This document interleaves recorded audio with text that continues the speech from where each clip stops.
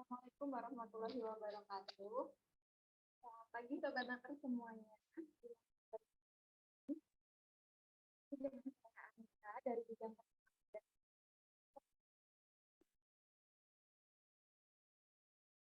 Tapi pada episode kali ini bisa menyapa Sobat Naker dalam video kerja daring. Baik, Sobat Naker semuanya pasti udah penasaran sama apa yang akan kita bahas pada episode kali ini. Dan tentunya kita akan terus bahas hal-hal yang menarik lagi di Dinas Tenaga Kerja Provinsi Jawa Timur pada episode selanjutnya. Oke, Sobat Naker, pada episode kali ini kita akan membahas mengenai refleksi penempatan tenaga kerja tahun 2022 dan peluangnya di tahun 2023. Yang jelas, pada kesempatan pagi hari ini kita akan ditemani oleh para narasumber yang lengkap dari berbagai lintas dan kolaborasi dengan pejabat fungsional dan juga dari kabupaten dan kota. Selamat pagi Bapak Ibu.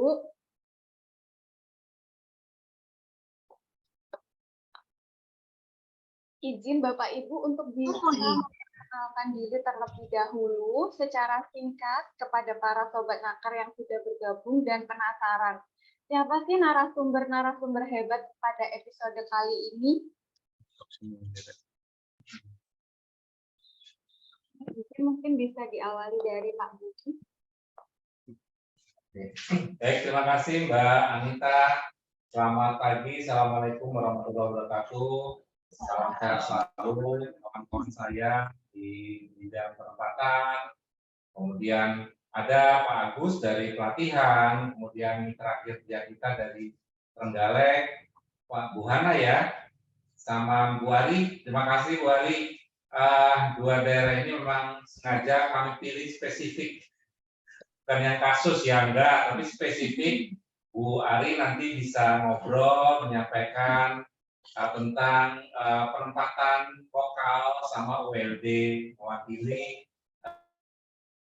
ring 1 kawan-kawan di Surabaya, Sidoarjo, Gresik, Pasuruan yang saya kira seidentik lah. Dan kami sangat apresiasi untuk Disnaker Pasuruan yang sangat responsif, dinamis dan mau berkolaborasi dengan berbagai pihak, terutama dari kami dari provinsi, agar sama-sama lah kita berusaha untuk mengoptimalkan dan juga mengoptimalkan fungsi-fungsi perlindungan, terutama bagi saudara kita yang difabelitas, disabel atau dan pekerja migran. Kemudian Bu Hana dari Trenggalek, terima kasih atas kehadirannya. Kami memang sengaja memilih dari sekian banyak rekan-rekan mitra kerja di Snaker, kita akhirnya pilih Trenggalek karena dua hal Bu Hana. Jadi nanti tolong kita bisa dibantu ngobrol ringan tapi serius, tapi ada progresnya lah. Yang pertama kita melihat PPT-nya Trenggalek itu naiknya 2%. Jadi kami juga sangat prihatin ya, program yang sudah banyak, kegiatan yang sudah dilakukan ternyata impact-nya terhadap penurunan tingkat pengangguran terbuka itu ternyata malah justru menambah PPT-nya di Trenggalek. Dan saya buka juga di kawasan-kawasan Mataraman, ya mohon izin Bu Hana, memang Ibu mewakili, kami anggap mewakili Madiun, Mataraman, Tulung Agung, Trenggalek, Ngawi, kemudian daerah-daerah sekitar Ponorogo yang data BPS-nya naik PPT-nya. Itu yang pertama Bu Rohana. Yang kedua adalah mewakili untuk pekerja migran. Jadi Bu Rohana nanti bisa menyampaikan progresnya seperti apa dan refleksi untuk depan apa yang kira-kira bisa kita kerjakan bersama. Saya kira gitu Bapak Ibu sekalian, mohon izin saya hanya membacakan dulu yang pertama, refleksi penempatan tenaga kerja. Jadi yang pertama 2022 ini memang sektor tenaga kerjaan terutama untuk bidang yang mengurusi penempatan tenaga kerja mengambil poin di Jatim 2 atau Jatim Kerja, yaitu perluasan kesempatan kerja, di mana ada dua indikator. Di sana adalah indikator perluasan kesempatan kerja atau penempatan, yang kedua adalah indikator tingkat kualifikasi angkatan kerja. Jadi dua hal itu yang menjadi indikatornya Ibu Gubernur yang mau tidak mau diampu oleh sektor tenaga kerjaan, dan secara teknis bidang penempatan dan juga dibantu oleh mitra kerja, bidang pelatihan dan lain-lain untuk mensukseskan program Jatim tersebut. Bapak Ibu sekalian, dari data yang ada per hari ini, walaupun memang kami berharap data yang masuk ini masih dinamis, penempatan secara rekapan di Jawa Timur ini yang pertama adalah antar kerja antar daerah 2022 ini 2.825. Ini memang ada peningkatan 800 ribuan dibanding tahun 2021. Kemudian untuk AKL itu per Desember ini, walaupun kami berharap terus berkembang, baru 76.394 orang yang terdata. Tahun yang lalu sangat berharap nanti Bu Tina mungkin dibantu sama Bu Wiwi, sama Pak Rofik, dan kawan-kawan kami di Kabupaten Kota untuk mengoptimalkan lokal bisa itu melalui kegiatan Bursa Kerja, kemudian khusus untuk difabel misalnya, kemudian job fair, bulanan, dari LPTKN, dari BPKK, dan dari penempatan. Nah ini Bapak sekalian, mohon bantuannya nanti mungkin Bu Tina, Bu Wiwi atau Pak Rofik. Bapak sekalian, potensi-potensi penempatan di sektor lokal. Kemudian yang berikutnya lagi adalah antar kerja antar negara.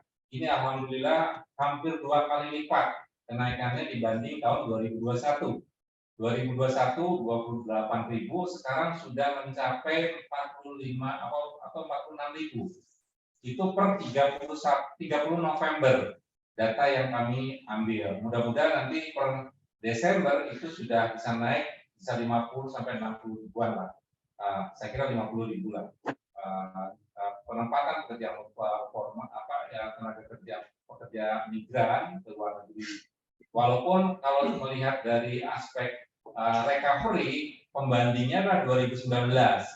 Nah, kalau kita memang melihat apakah sudah recovery, kalau dilihat pekerja migran rasanya memang belum, karena 2019 itu 70 ribuan penempatan pekerja migran ke luar negeri. Jadi 2022 ini baru kira-kira 50 ribuan, tapi potensinya recovery-nya sudah mengarah pada perbaikan kondisi yang ada, baik negara penempatan maupun pengiriman penempatan luar negeri. Kemudian ada data pemagangan, ini juga ada pemagangan dalam negeri dan pemagangan luar negeri. Pemagangan dalam negeri ada 340 yang tercatat, ini naik dibanding tahun yang lalu 246.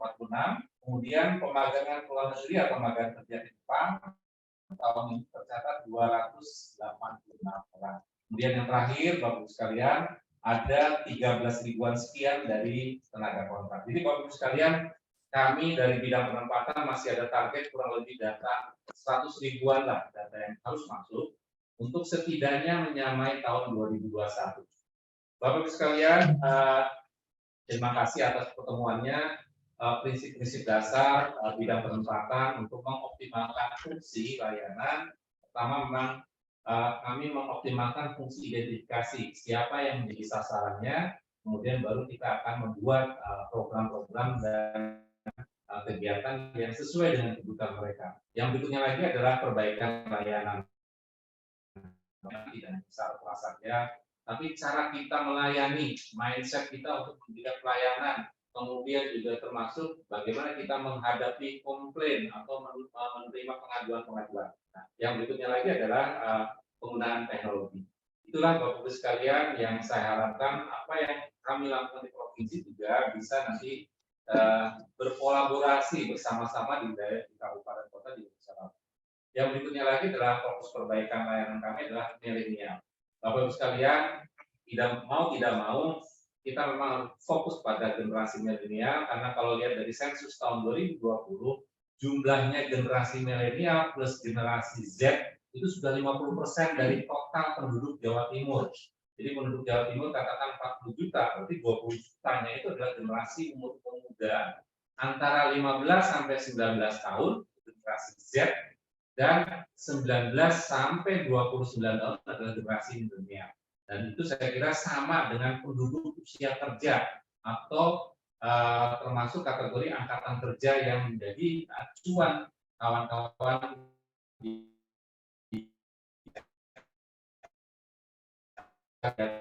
penempatan. Kita harus berkolaborasi. Tidak mungkin kita bisa melakukan sendiri. Banyak faktor, banyak mitra, banyak tangan, banyak stakeholder yang harus kita guide, kita kerjakan bersama. Sebagai contoh, 2022 untuk pekerja migran, kita dengan Ubaya misalnya, untuk job fair, kami dengan BPJS dan Bank Jatim misalnya, itu adalah contoh-contoh spesifik yang bisa menunjukkan bahwa nggak bisa lah sekarang kondisinya semua dihandle atau dilakukan secara termasuk dengan Apindo, asosiasi, LSM, dan mitra-mitra kerja termasuk kabupaten kota dan kementerian termasuk BUMN ya, sudah pemerintah pusat. Jadi Bapak sekalian, yang terakhir fokus layanan kami memang ke SDGs. Jadi yang belum paham SDGs itu apa adalah Sustainable Development Goal. Jadi janji bersama untuk pembangunan berkelanjutan. Ada 17 aspek yang setiap negara wajib untuk melakukan fokus pembangunan untuk berkelanjutan. Untuk naker dan bidang penempatan saya kira ada 5 hal. Fokusnya yang pertama adalah berhubungan dengan economic growth atau pertumbuhan ekonomi. Yang kedua bisa berhubungan dengan gender, kesetaraan, baik itu kekerasan, kemudian keadilan, ketidakdiskriminasi, misalnya. Yang berikutnya lagi yang fokus pada keadilan, kesetaraan, employability setiap warga negara, baik itu yang difabel maupun non difabel. Yang berikutnya lagi adalah berhubungan dengan aspek partisipatori atau partnership. Jadi Bapak sekalian, konsep partnership ini juga masuk dalam konsep SDGs. Yang terakhir, Bapak sekalian, semua aktivitas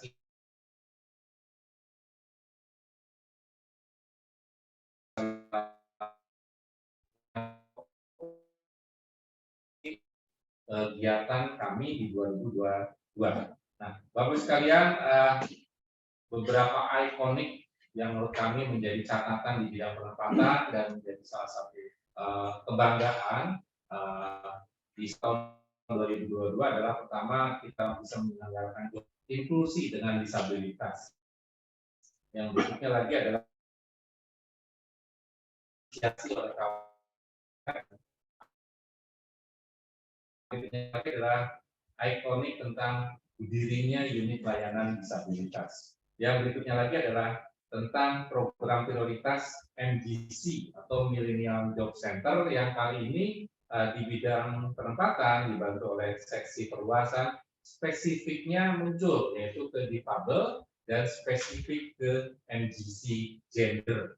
Jadi dua itu menjadi salah satu ikonik di grupnya MGC provinsi.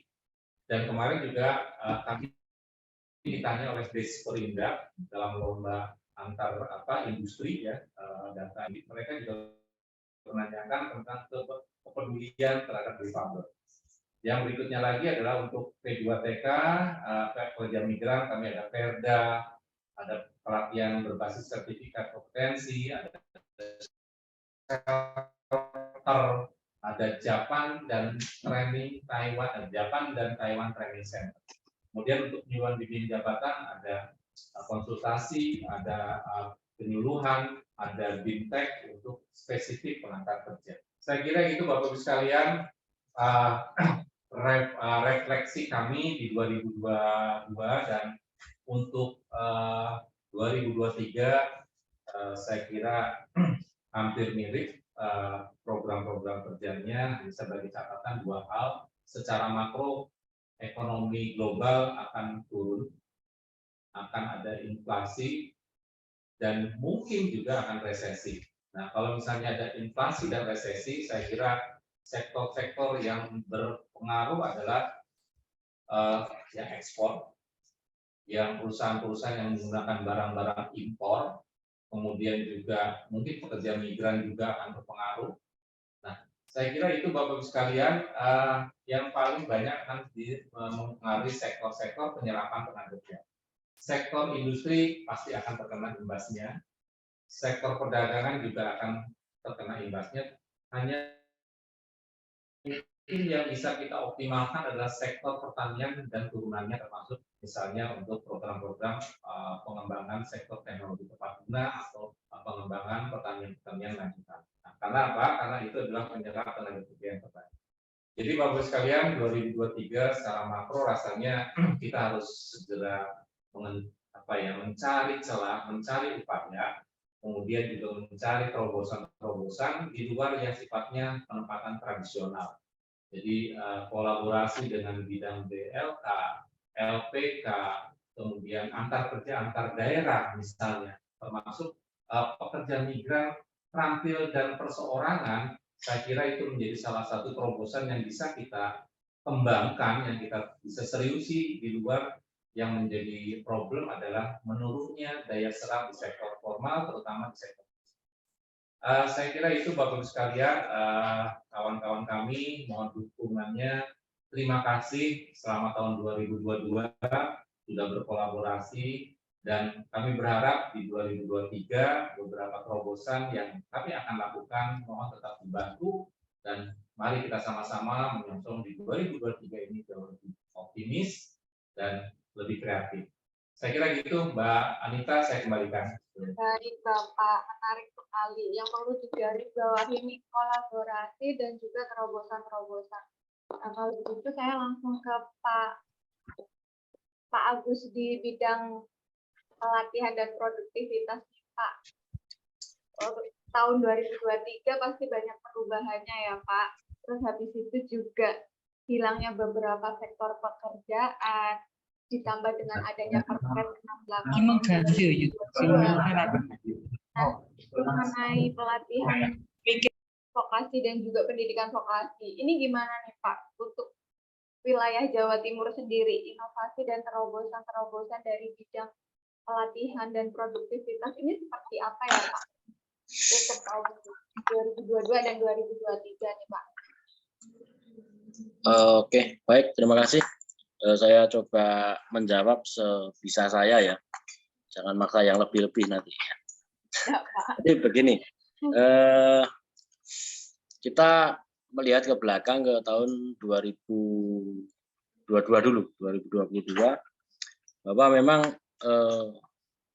pelatihan di tempat kita itu kebanyakan masih menggunakan pelatihan konvensional atau pelatihan tatap muka dengan model laring ya. Walaupun dalam beberapa proses menuju ke pelaksanaan pelatihan itu, beberapa teman-teman sudah menggunakan model hybrid atau kolaborasi antara laring dan daring, kan begitu. Jadi beberapa proses yang dilakukan dengan online atau dengan daring itu, mulai proses pendaftaran sampai dengan seleksi masih menggunakan itu.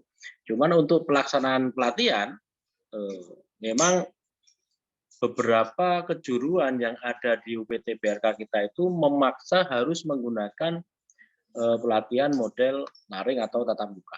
Karena kalau pelatihan-pelatihan teknis itu memang memaksa kita harus menggunakan sistem itu, gitu. Sementara untuk proses pelaksanaan yang model daring itu mungkin akan sangat sulit karena kompetensi teknis tidak bisa dilakukan dengan model online, kan seperti itu.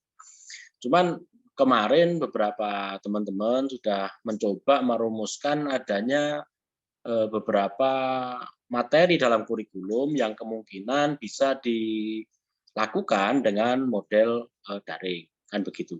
Karena memang mau tidak mau iklim teknologi kita memaksa hal itu dilakukan. Cuman memang itu masih dalam tahap perencanaan, masih dalam tahap pembahasan, karena diakui atau tidak, karena UPT BLK kita itu menggunakan basisnya PBK, pelatihan berbasis kompetensi, otomatis kompetensilah yang memang harus kita kedepankan untuk itu. Jadi bukan sekedar pengetahuan, tapi keterampilan, kan seperti itu. Nah, itu untuk yang tahun 2022. Memang beberapa kejuruan itu sudah bisa dilakukan dengan model hybrid. Contoh seperti kejuruan TIK.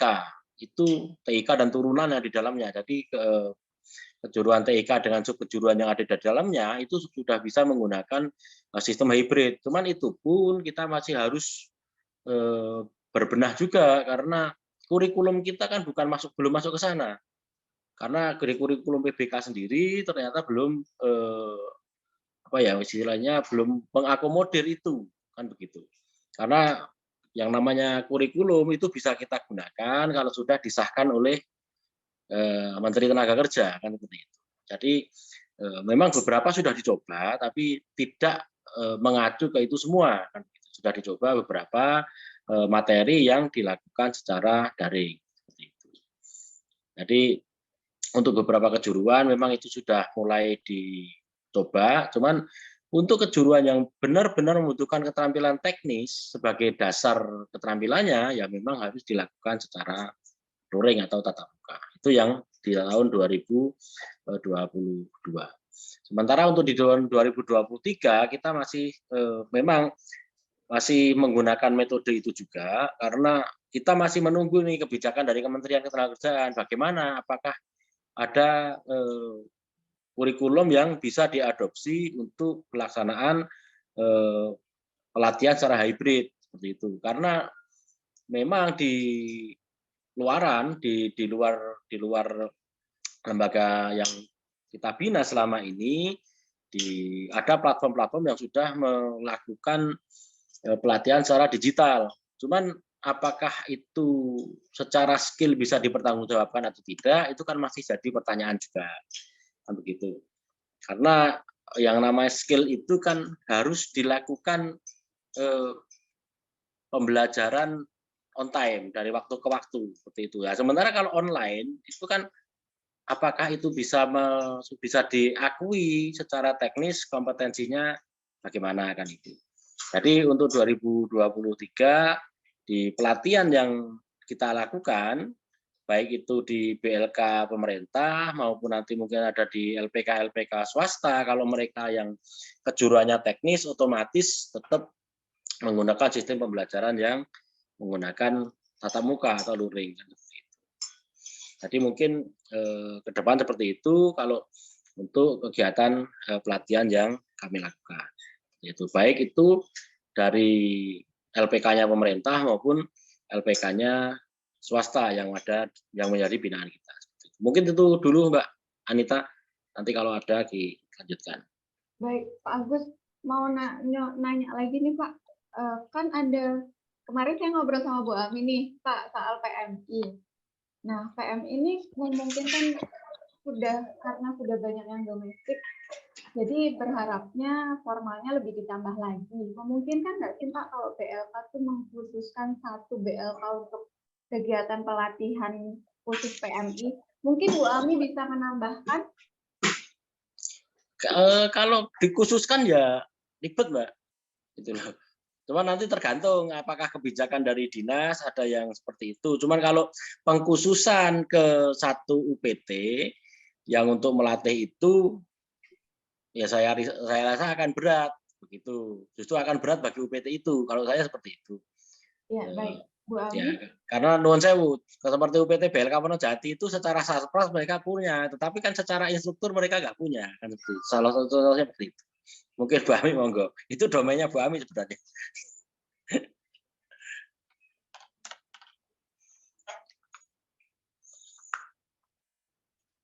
Ya, sudah. Terima kasih Mbak Anita, Pak Agus. Jadi untuk kalau kita melihat memang di 2023 nanti ada instruksi atau arahan dari Pak Kadis Trans Provinsi Jawa Timur bahwa BLK yang ada di bawah Disnaker Transportasi Jawa Timur diminta untuk melatih cabang PMI beserta satu paket ya dengan sertifikasi kompetensi. Tapi tentunya betul sih tentunya apa yang disampaikan Pak Agus bahwa di Jawa Timur ini tidak bisa dikhususkan BLK untuk BLK PMI khusus.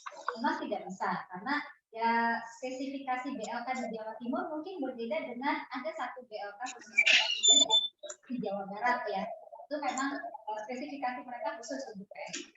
Tetapi kita bisa melihat peluang-peluang yang kemarin saya sampaikan dari kita ada banyak peluang kerja hasil market intelligence intelligence dari perwakilan-perwakilan RI di negara-negara selatan, Asia Pasifik, Timur Tengah, lalu ada kemarin Belanda dan lain-lain.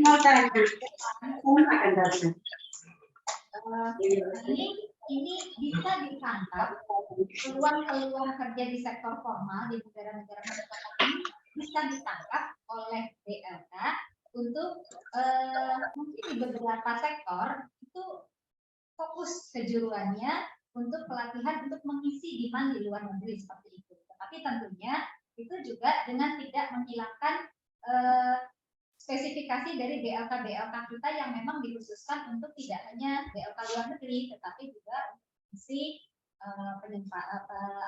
perluasan atau penempatan di dalam negeri juga. Itu Mbak Anita. Berarti pintar-pintar ngambil peluang yang sudah diberikan dari luar negeri ke Indonesia aja ya Bu ya sebenarnya. Baik, baik. Sudah saatnya kita mengidentifikasi, misalnya contoh seperti di Taiwan nih. Taiwan kemarin atas tenaga kerja di Taiwan itu menyampaikan bahwa mulai Desember ini peluang kerja untuk sektor pertanian perkebunan itu sudah dibuka luas dan mereka memang minta banyak tenaga kerja asal Jawa Timur yang memang terkenal sebagai daerah pertanian begitu. Mereka spesifik khusus meminta seperti itu. Nah, itulah yang bisa ditangkap oleh BLK untuk memang sudah waktunya kita fokus pelatihan berarti untuk mengisi demand dari luar negeri seperti itu. Biasanya seperti itu. Tapi memang untuk pemenuhan itu tidak hanya untuk luar negeri, tentunya di dalam negeri termasuk antar kerja antar daerah.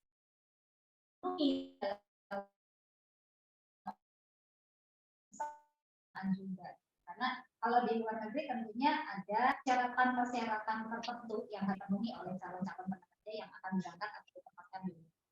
Nah, seperti itu yang peluangnya sangat bagus kalau kita lewatkan begitu saja. Nah, contoh di Taiwan ada sektor konstruksi, lalu sekarang Korea Selatan yang tanggal 31 Desember nanti itu melalui itu khusus untuk kejuruan welder ya, pengelasan ya, itu juga spesifik permintaannya. Nah, hal-hal seperti ini di tahun 2023 akan sangat banyak gitu. Nah, ini yang memang perlu juga ditangkap oleh kawan-kawan di BLK. Ya, baik, terima kasih Bu. Menarik nih, pemenuhan penempatan dari luar negeri, tapi tadi Ibu juga menyinggung sedikit mengenai pemenuhan penempatan di antar daerah. Saya mau nyenggol Bu Tina sebentar nih, Bu Tina. Bu Tina, gimana nih Bu untuk pemenuhan penempatan akad? Apakah BLK perlu penyesuaian lagi atau seperti apa nih Bu? Monggo. Baik, terima kasih. Lihat sini aja Bu. Ke tahun 2020 yang sudah kita laksanakan untuk tahun 2020 kita sebenarnya ada keterbatasan tapi kita juga berusaha untuk mencari celah di antara misalnya kita nggak berani benar-benar untuk mengkanvasi perusahaan ya, sehingga memang kita jalannya kan mendesak. Terus kondisi tenaga kerja kita di Jawa Timur juga melimpah. Jadi nanti terbatas, mungkin kita melihat rekomnya kalangan itu yang sudah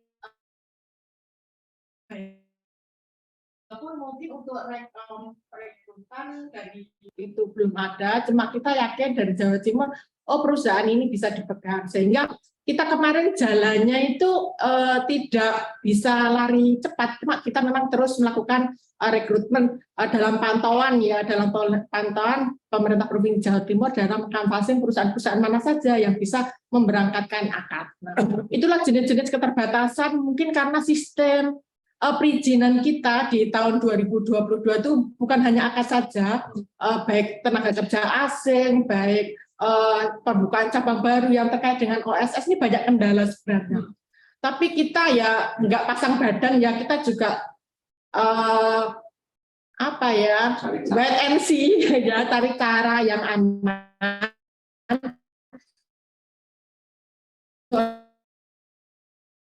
Kebutuhannya banyak dari antar kerja antar daerah, kita tetap melaksanakan dengan batas kemampuan yang bisa kita laksanakan dan bisa dipertanggungjawabkan ketika mereka terjadi masalah untuk menghindari beberapa permasalahan. Kita kan karena karakteristik dalam pemberangkatan akad itu berkoloni-koloni, banyak orang ya, sehingga memang kemarin kita 1.800 di bulan Juni itu sudah terpenuhi. Terus yang kemarin laporan terakhir juga sudah ada beberapa 57 perusahaan yang sudah penempatan, dan ini kemarin rekrut juga perusahaan akad, tapi karena kebutuhan akad harus terpenuhi di Provinsi Jawa Timur, sehingga dari akad mereka melakukan rekrutmen menjadi antar kerja lokal karena penempatannya adalah penempatan di Gresik ya. Berangkat dari perusahaan akad karena kebutuhan pupuk untuk tanam pohon kelapa di sana perlu pabrik pupuk, sehingga produksi pupuknya di Jawa Timur. Mereka merekrut karyawan-karyawan untuk wilayah Jawa Timur, se-Jawa Timur yang kemarin alhamdulillah difasilitasi beberapa PLK kita yang respon cepat, termasuk Pasuruan, Tulungagung, terus Lumajang, Malang, ya itu sudah mereka responnya alhamdulillah cepat, karena kita tahu sendiri kebutuhan untuk perusahaan mesti seperti itu. Terkait dengan perizinan kita semi tutup mata ya, yang penting kita bisa mengamankan itu sehingga ada penempatan. Dari bukti penempatan ini kita tahu kinerja kita untuk mendukung penempatan. Karena ya apa ya Mbak ya, dalam satu sisi kondisi tenaga kerja itu melimpah di Jawa Timur, untuk penempatan terkendala secara perizinan. Jadi mungkin tugas kita mengkanvasing, dibantu teman-teman pengantar kerja juga melihat bahwasanya perusahaan itu valid untuk bisa memberangkatkan, dan kita lihat track record perusahaan ini sebelum-sebelum itu, dan rencananya nanti Maret mulai ada penempatan lagi di perusahaan pupuk yang memenuhi untuk penempatan produksi pupuk yang di pabrik pengolahan kelapa sawit. Rencananya itu sih yang yang relatif baru, yang lanjutnya untuk PTP dan beberapa perusahaan di Tebang Tebu pun juga sudah terpenuhi di bulan Juni kemarin.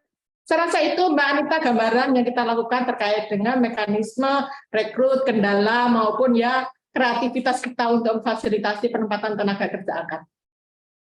Bu, mau bertanya lagi, berarti Maret masih ada penempatan yang produksi pupuk lagi ya Bu rencananya?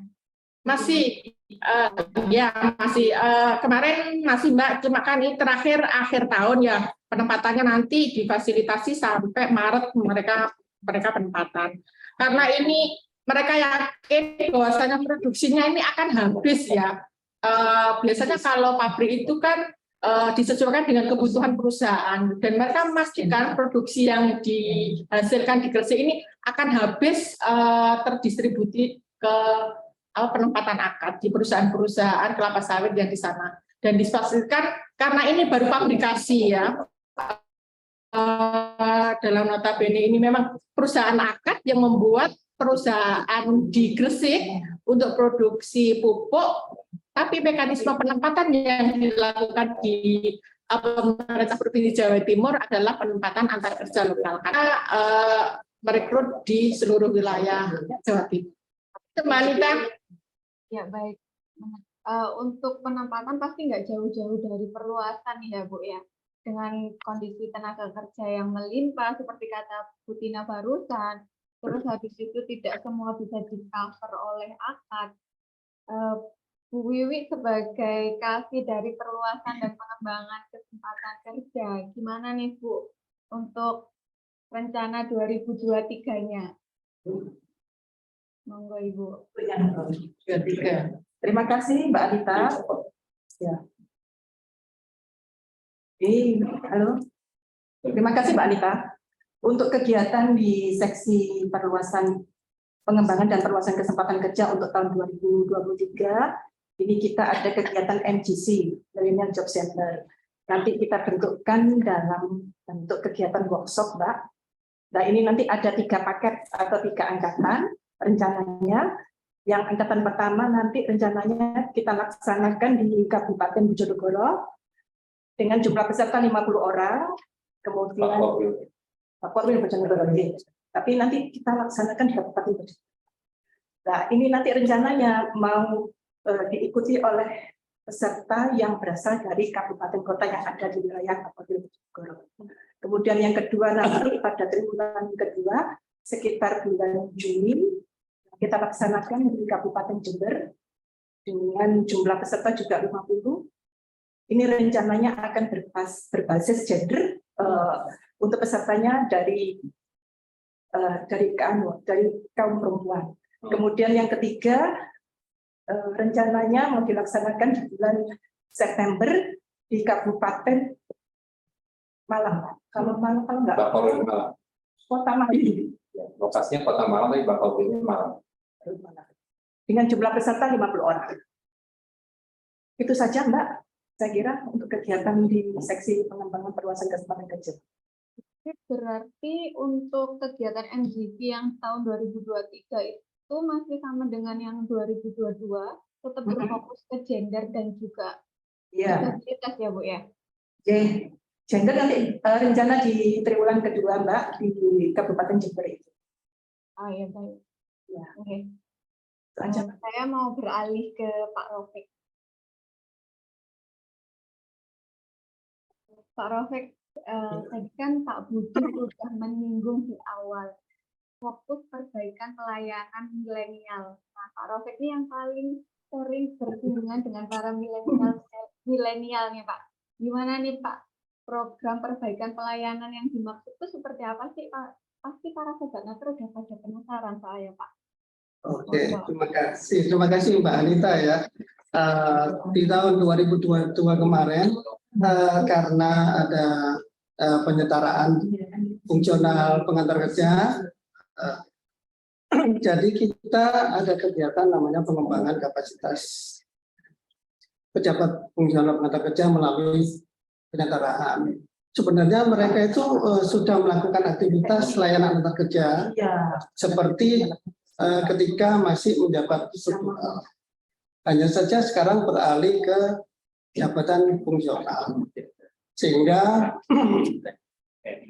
teman-teman di kabupaten kota yang melalui jalur penyetaraan itu sekarang sudah melakukan aktivitas layanan antar kerja selayaknya fungsional pengantar kerja yang sudah ada atau yang belum ada di kabupaten kota yang di Jawa Timur. Seperti itu ya untuk kegiatan yang di tahun 2022 kemarin. Untuk pengembangan aktivitas layanan, kita mendorong sama teman-teman kabupaten kota untuk melakukan aktivitasnya itu melalui layanan berbasis online. Dan sekarang di Kementerian Ketenagakerjaan sudah membangun beberapa aplikasi.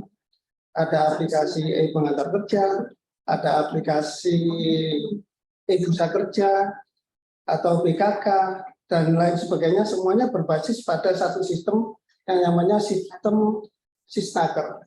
Nah, itu kita mendorong ke teman-teman kabupaten kota, baik itu melalui BKK-nya, atau melalui teman-teman pengantar kerjanya, untuk melakukan sosialisasi agar data penempatan yang didapat oleh teman-teman di kabupaten kota bisa lebih baik dan lebih banyak, karena sistem yang sudah dibangun oleh Kementerian Ketenagakerjaan agar teman-teman BKK di wilayahnya bisa mengakses layanan Sisnaker.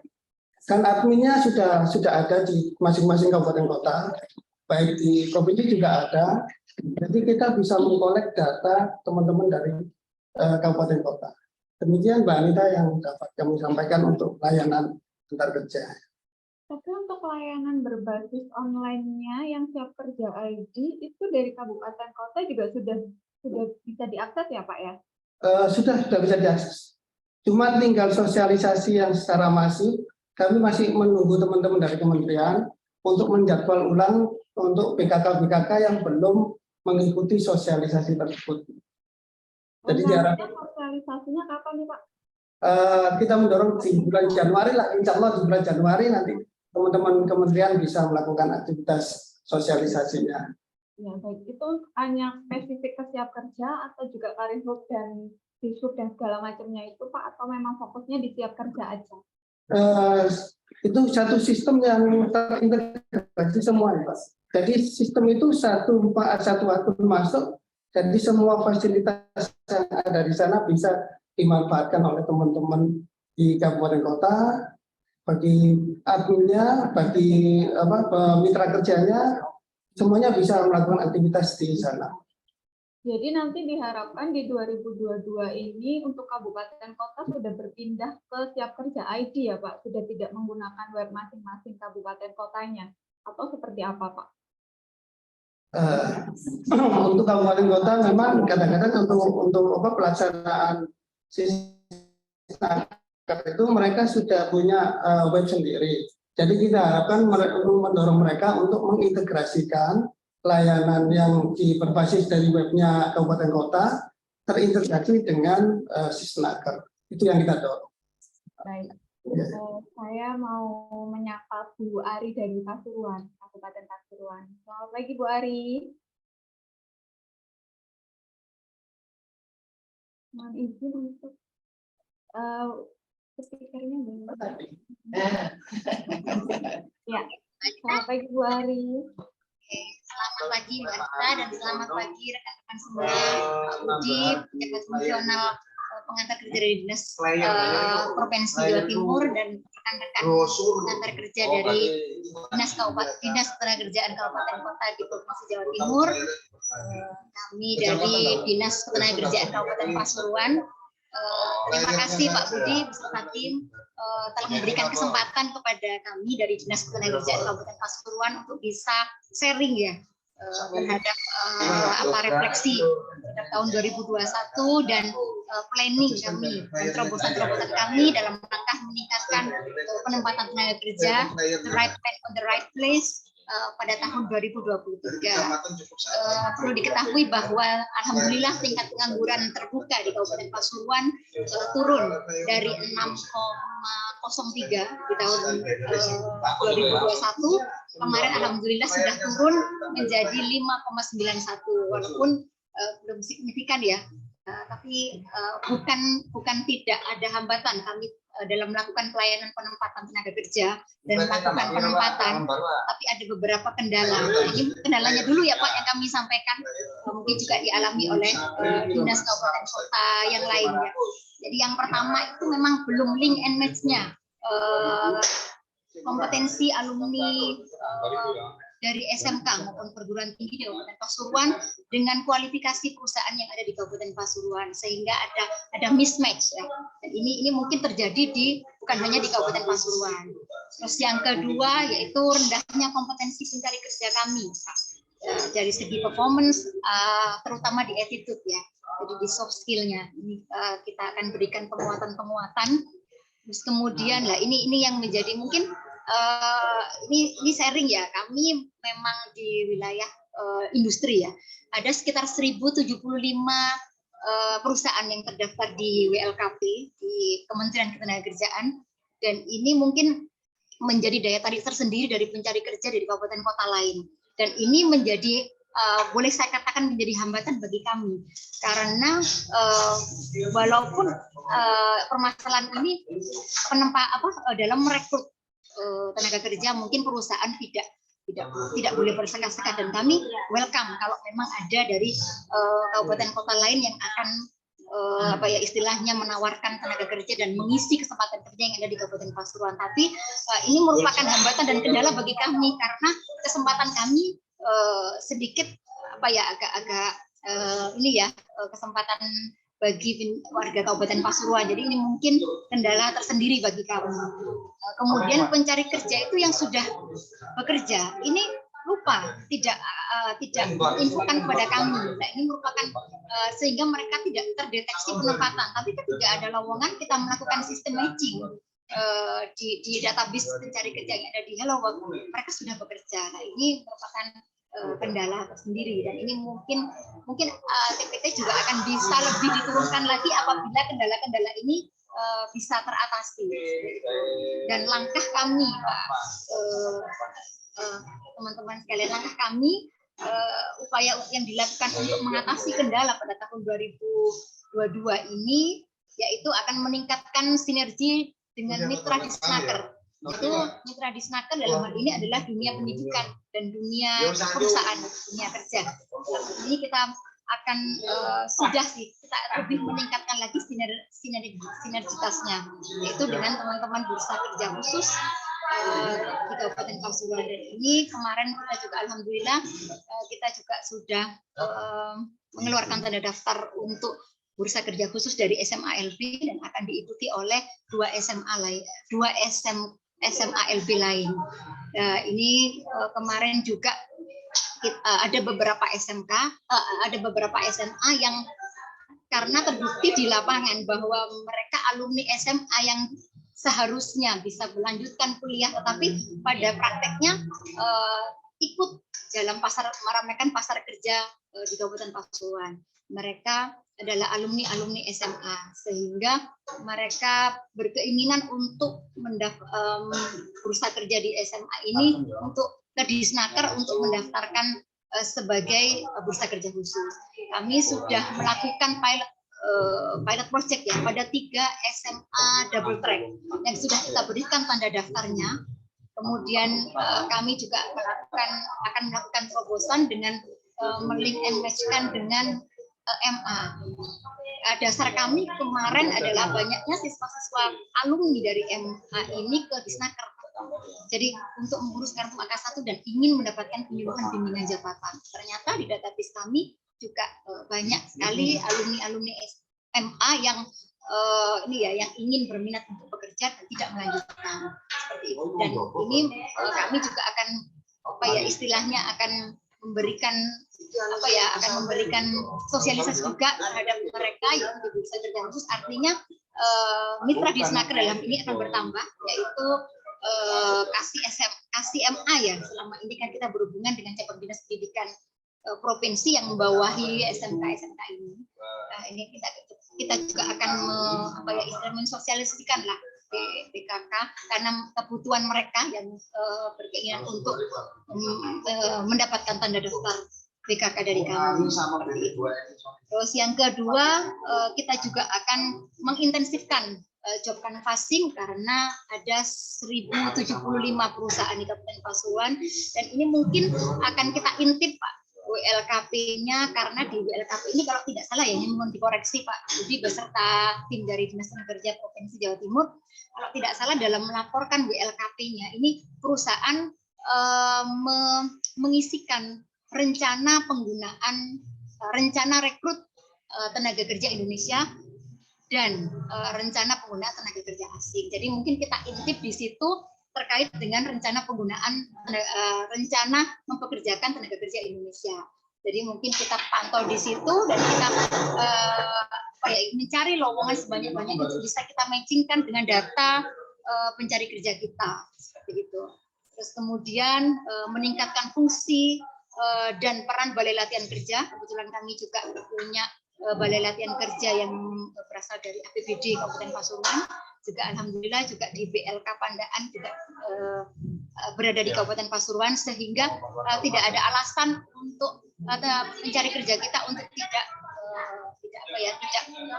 tidak meningkatkan kompetensinya, karena di sini ada 2 BLK seperti itu. Terus kemudian memperluas kesempatan kerja di sektor informal.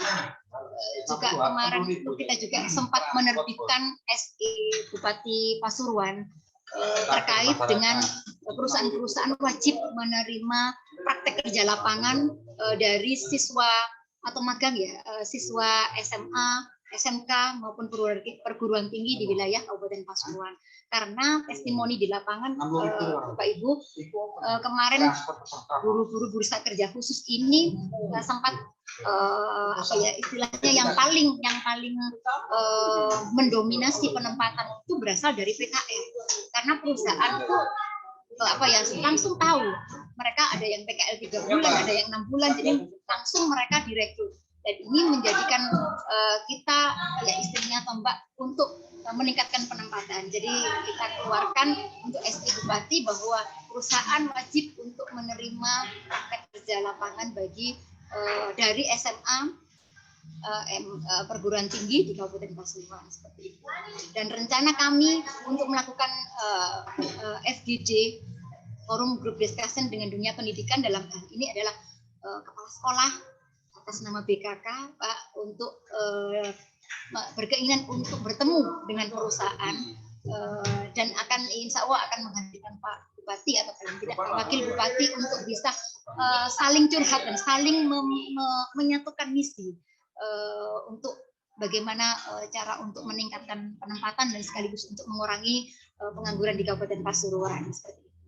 Dan lagi terobosan kami juga karena alhamdulillah kami juga sudah ada unit layanan disabilitas. Kita juga punya Perda nomor 6 tahun 2020 terkait dengan penyandang disabilitas.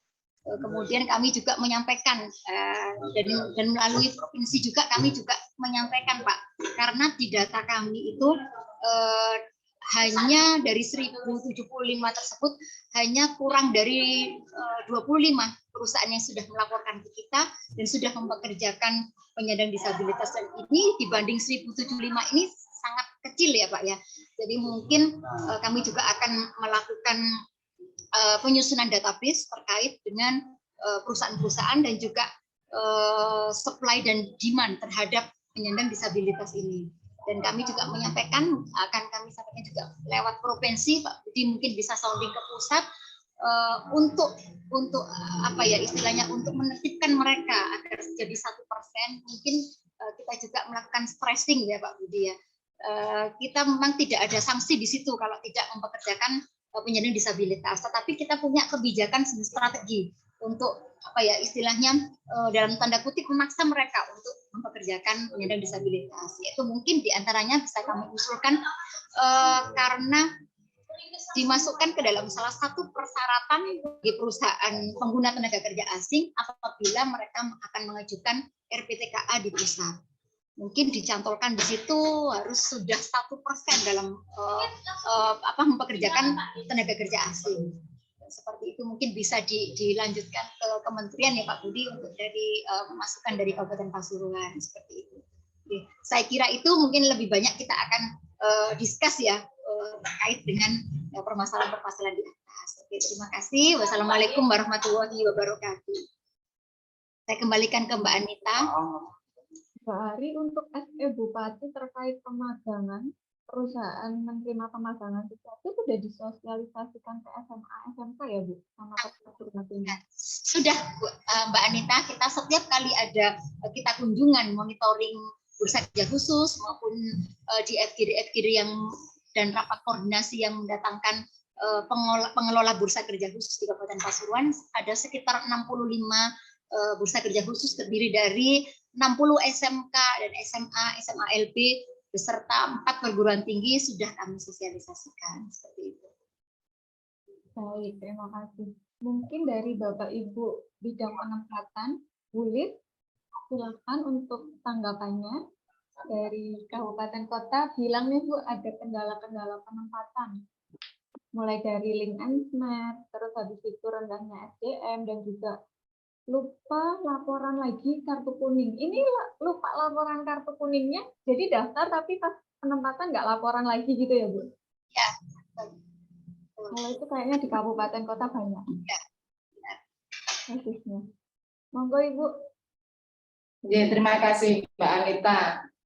Tadi sudah banyak lebar disampaikan juga oleh Pak Budi maupun narasumber yang lain, bahwa pada dasarnya semua program kegiatan yang sudah dilakukan baik dari bidang penempatan dan perluasan kesempatan kerja, kemudian juga dari pelatihan dan produktivitas, juga dari PT P2TK, ataupun juga dari Pasuruan, semuanya adalah pada intinya bagus dan semuanya bertujuan untuk membantu mengurangi pengangguran yang ada di Jawa Timur.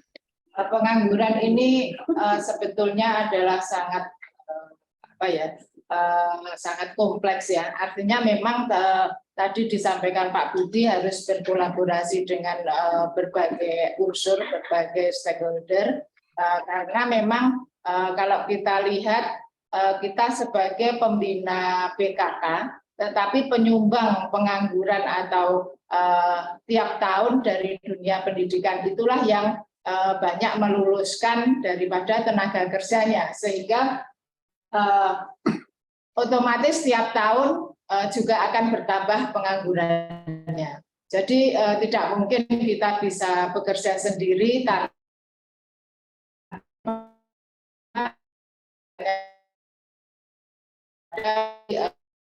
instansi atau stakeholder yang lain. Kalau dari pengangguran ini diharapkan semua kegiatan yang kita lakukan bisa mengurangi pengangguran tersebut dan membantu pencari kerja kita agar mereka bisa segera mendapatkan pekerjaan yang sesuai dengan minat, bakat maupun kemampuannya. Tetapi dalam kenyataannya tidaklah semudah itu. Banyak kegiatan yang kita sudah lakukan, tetapi masih banyak pengangguran yang ada. Dan dari kegiatan-kegiatan itu, kalau kami boleh menyikapi, ada beberapa hal yang perlu dicermati. Misalnya saja di dalam kegiatan job fair yang sudah dilakukan, apakah sudah ditakar, sudah diukur seberapa besar daripada kegiatan job fair yang dilakukan Pak Raufik itu bisa memberikan kontribusi dalam upaya pengurangan penganggurannya. Jadi bukan hanya sekedar menyelenggarakan kegiatan job fair saja, termasuk di kabupaten kota ataupun juga di BKK yang menyelenggarakan, terutama juga ini yang sangat burning untuk di swasta-swasta. Jadi harus ada kontribusi yang disumbangkan daripada kegiatan tersebut. Kemudian juga apakah dari kegiatan yang sudah dilakukan itu juga sudah sesuai dengan daerah, kebutuhan daripada daerah, atau juga sudah tepat sasarannya. Nah, itu yang perlu dilihat juga, perlu dicermati juga. Dan juga sebagian besar daripada kegiatan yang sudah dilakukan, terutama di dalam tahun 2022, semuanya, hampir semuanya, karena mayoritas ya hampir semuanya adalah tertuju kepada pencari kerja. Sebetulnya di dalam proses pengurangan pengangguran atau penempatan tenaga kerja itu tidak hanya kita lihat dari sisi pencari kerjanya saja, tetapi juga dari sisi pelayanannya atau orang yang melayani. Nah, ini kelihatannya yang juga butuh adanya kegiatan tersebut, tetapi belum tersentuh. Tetapi alhamdulillah Pak Raufik kemarin juga sudah menyelenggarakan untuk BIMTEK pemberdayaan pengantar kerja ya, karena adanya penyelenggaraan di sana yang dilakukan di sana yaitu. Jadi artinya bahwa kalau menurut saya perlu adanya penguatan SDM dari petugas pelayanan antar kerja sendiri. Petugas tersebut bisa berasal dari kabupaten kota maupun berasal dari lembaga-lembaga penempatan tenaga kerjanya. Misalnya bisa dari BKK, dari LPTKS, dari LPPRT, P3MI, dan lain sebagainya. Mereka juga merupakan tenaga antar kerja karena juga mereka melayani dan melakukan kegiatan antar kerja dan juga merupakan ujung tombak bagi keberhasilan suatu penempatan tenaga kerja. Nah, ini yang kelihatannya masih belum, karena kita juga sudah lama Pak Raufik ya, seperti dulu ada pemanduan BKK, kita sudah lama sekali tidak ada kegiatan tersebut ya. Ini harapannya kalau dari petugas pelayanan antar kerjanya sendiri bisa maksimal, baik dalam materi antar kerjanya ataupun dalam hal-hal yang lain, itu penempatan tenaga kerjanya pun juga diharapkan juga akan semakin baik, karena bisa melayani dengan baik. Misalnya juga tadi disebutkan oleh Pak Budi juga digital oleh kaum milenial ya. Ini kalau alhamdulillah di tempat kita di bidang penempatan sudah bertambah dengan 5 generasi muda.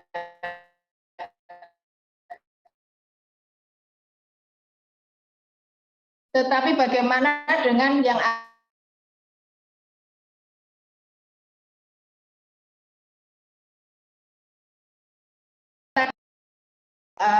untuk BKK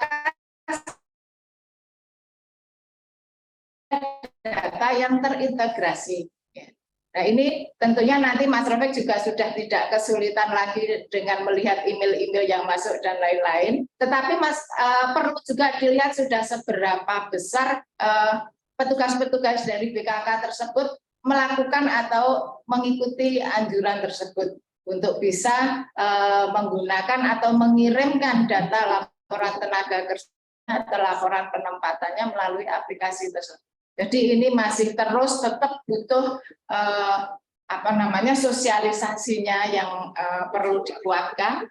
Kemudian juga tentang materi atau substansi materi daripada antar kerjanya sendiri, petugasnya harus paham tentang mekanisme atau pelayanan antar kerjanya. Ini penting sekali karena kalau kita melihat untuk beberapa daerah itu ada beberapa kegiatan yang proses kartu AK1-nya dilakukan di kecamatan. Nah, apakah ini mereka sudah dibekali dengan benar tentang mekanisme antar kerjanya? Nah, ini sangat penting ya, agar bisa mereka nanti memberikan penjelasan atau proses-proses tentang antar kerja yang baik dan benar. Kemudian juga tentang adanya regulasi aturan dari ketenaga kerjaan yang baru agar mereka juga tidak tertinggal informasi. Dan yang terakhir adalah tentang ULD kita. Kalau saya melihat ternyata dari beberapa tamu atau pencari kerja yang datang itu mayoritas adalah tunarungu atau bisu tuli. Nah, ini kalau petugas pelayanan tidak bisa dengan menggunakan bahasa isyaratnya dengan baik, itu juga hasilnya kurang maksimal. Ini saya kira sangat penting, juga mungkin di Pasuruan ya, karena sudah ada ULD-nya. Walaupun sudah ada sarana dengan menggunakan digital, dengan HP, tetapi di dalam alih bahasanya itu seringkali tidak tepat. Nah, ini yang seringkali menjadi kendala bagi kami, dan memang karena mereka disabilitas itu berkebutuhan khusus, jadi ya memang harus sabar, harus telaten, dan juga mereka pun di dalam menafsirkan atau di dalam, sering saya dapat WA sering sekali dari mereka teman-teman disabilitas itu sering sekali, itu pemikirannya itu juga agak berbeda dengan kita karena memang berkebutuhan khusus ya. Mohon maaf ini. Ya inilah yang menjadi masukan atau problem dari kita agar kita kalau bisa melakukan pelayanan kepada mereka dengan maksimal itu tentunya juga hasilnya akan maksimal. Ini kemarin kita sempat latihan bahasa isyarat ya, Bu Tina.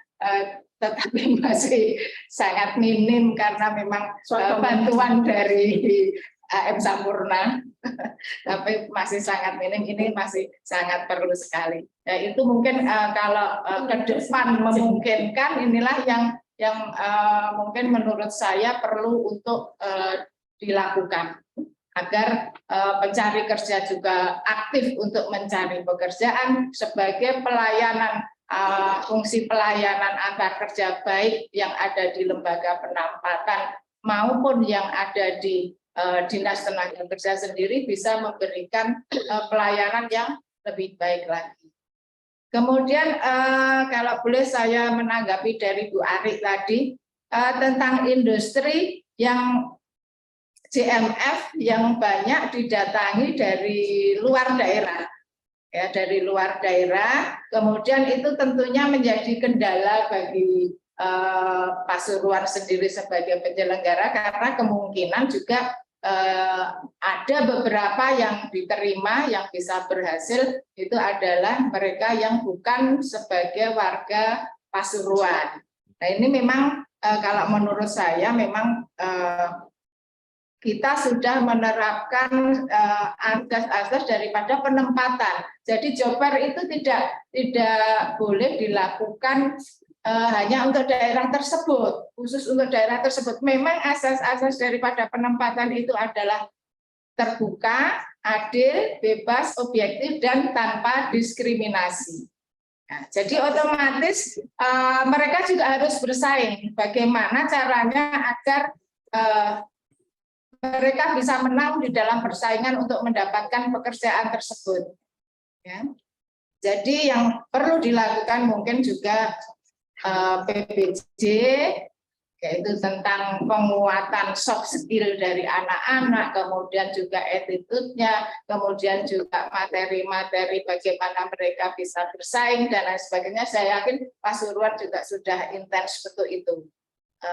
Kemudian juga harus bersinergi dengan BKK dan dunia kerja, ini sangat bagus karena penyumbang daripada angka pengangguran, sementara juga ada pendidikan SMK yang notabene mereka mempunyai BKK. Nah, itu mungkin dari kami, Mbak Anita. Terima kasih. Ibu, tapi Bapak Ibu, saya masih penasaran mengenai link and match kompetensi dengan kualifikasi yang terjadi di Pasuruan nih Bapak Ibu. Terkadang di zaman sekarang kebanyakan itu para kaum milenial daftar kuliahnya itu mengikuti teman-temannya gitu loh Bu, sama Bapak. Nah itu bagaimana Bapak Ibu? Monggo untuk ditanggapi. Iya, karena kebanyakan kaum milenial zaman sekarang tuh ikut-ikutan temennya kalau bahasanya.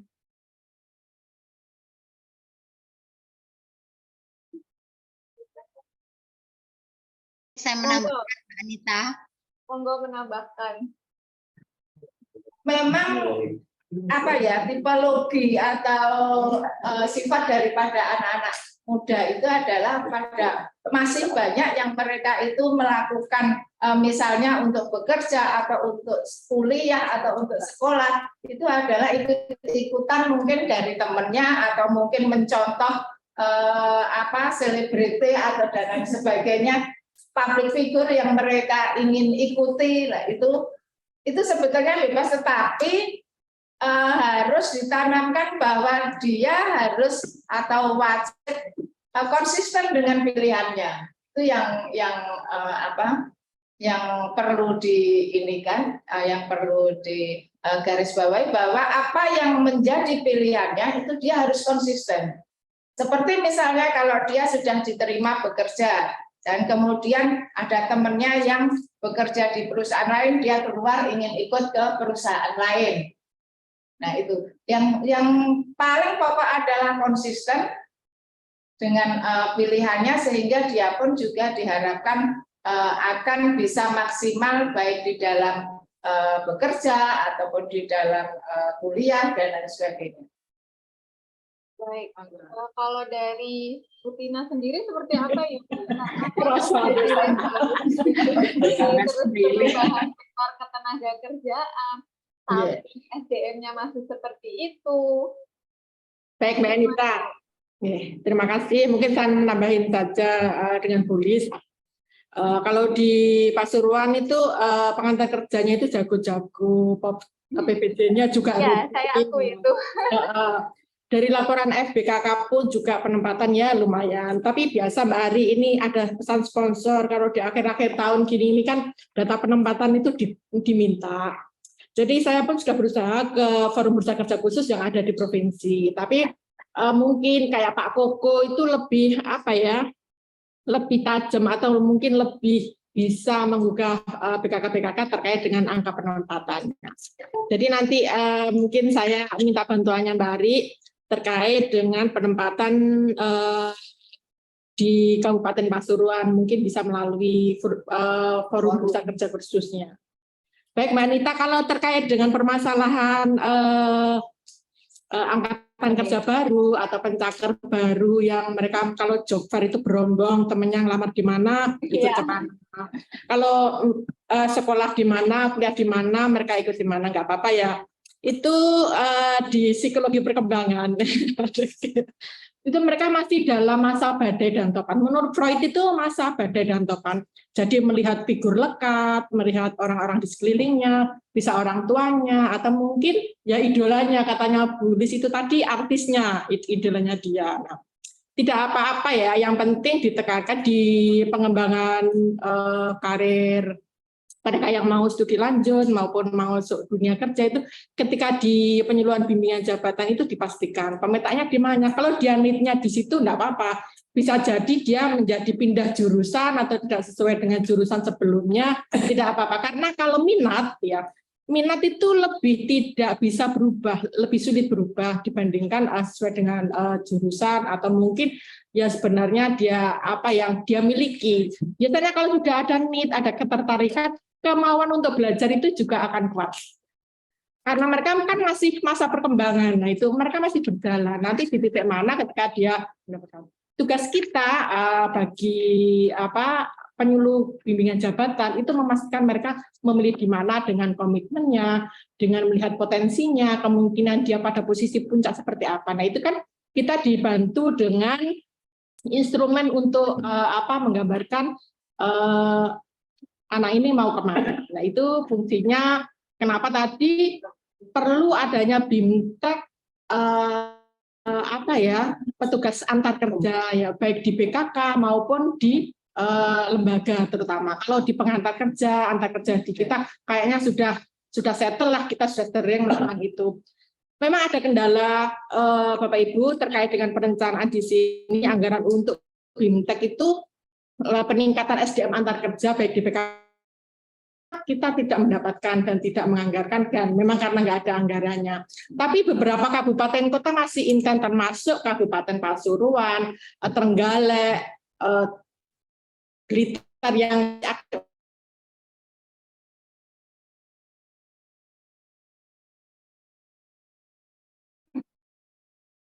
Kita pengantar kerja yang baru juga Pak Budi juga monggo. Kalau ada terkendala dengan SDM siap. Jadi terima kasih yang sudah melakukan BIMTEK antar kerja yang rutin dilakukan di BKK di daerahnya. Jadi itulah solusi-solusi ya. Karena apa? Sekarang itu angka dulu ini memang rekor ya. Tahun ini nih pengangguran tertinggi sudah tidak SMK lagi. Tidak SMA ya Bu ya. Betul SMA. Nah ini dengan histori ini kita lihat memang kinerja BKK itu saat ini sedang gencar ya disorot. Kenapa Mbak Ari tadi mengatakan dia banyak membuat rekom ya. Ini tidak hanya di Pasuruan saja, mungkin Bapak Ibu yang di kabupaten kota lain dan ini akan dirasakan mungkin 2023 animonya masih seperti itu. Akan banyak dari BKK baik dari SMK maupun dari SMA double track atau mungkin yang sejenis yang ingin meminta tanda daftar BKK-nya seperti itu karena memang dari OPD 11 sendiri dari Diknas itu intens kegiatannya terkait dengan itu. Kinerja dari kemarin saya ikut rapat program kerja BKK provinsi itu untuk meningkatkan presentasi BKK yang sudah memiliki tanda daftar. Selain itu rutin dilakukan lomba-lomba BKK dan itu tiap tahun. Nah, itu bagi mereka adalah prestis untuk meningkatkan kinerja BKK di SMK SMA itu. Jadi mungkin ya kita antisipasi saja, siap-siap saja 2023 akan banyak permintaan tanda daftar BKK karena memang kondisinya lagi fokus ke itu. Harapan kami mungkin dari FBKK Kabupaten Kota itu juga kita bisa mendapatkan angka penempatan, kita sudah berjejaring ya untuk ya kita bisa lihat penyerapan yang saat ini diperoleh ya. Rekornya bukan SMA lagi, bukan SMK lagi. Nah, ini tertinggi sekali. Saya rasa itu yang bisa saya sampaikan Mbak Anita. Oke, baik Bu Tina. Saya masih penasaran sama Bu Ami. Bu Ami, kalau PMI itu berangkatnya juga bergerombol ya Bu? Kalau misalnya bergerombol prosedural itu gimana ya Bu? Yang bergerombol ATK-nya. Itu apa? Karakteristik Kalau semisal berangkatnya bergerombol, terus habis itu unprosedural nih Bu. Nanti P2TK nggak tidur nanti Bu. Juga menjaga kontak. Jaga kontak terus. Ini pengalaman Mbak Anita ya. Ya, ini pengalaman ini pengalaman pribadi Mbak Anita ya, yang sudah sekian bulan jaga counter ya. Belum yang malam. Belum yang malam ya Mbak. Jam 10 itu malah lebih ramai. Baik, gini Mbak Anita, PMI itu sebetulnya kan berangkat dalam 3 kriteria ya. Jadi ada satu yang memang PMI berangkat melalui P3MI, ya, bukan bergerombol tetapi dia berada di dalam kolektif ya, kolektif diberangkatkan oleh P3MI. Nah, yang kedua ada PMI yang berangkat secara mandiri atau perseorangan. Nah, yang ketiga ini khusus memang tidak terlalu banyak juga UKPS, yaitu untuk kepentingan perusahaan sendiri. Nah, sekarang kalau prosedural, baik PMI yang berangkat melalui P3MI maupun perseorangan atau mandiri, selama itu prosesnya prosedural tidak masalah sih sebetulnya gitu ya, asal memenuhi syarat-syarat yang dipersyaratkan untuk menjadi PMI yang resmi gitu, yang legal.